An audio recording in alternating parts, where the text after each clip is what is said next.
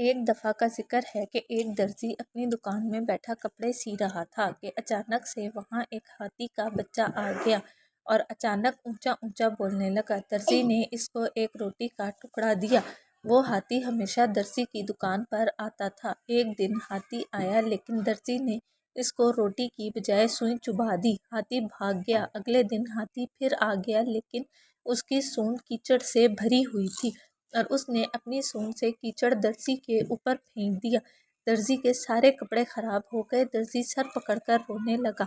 इस कहानी से हमें सबक मिलता है कि जैसा करोगे वैसा भरोगे।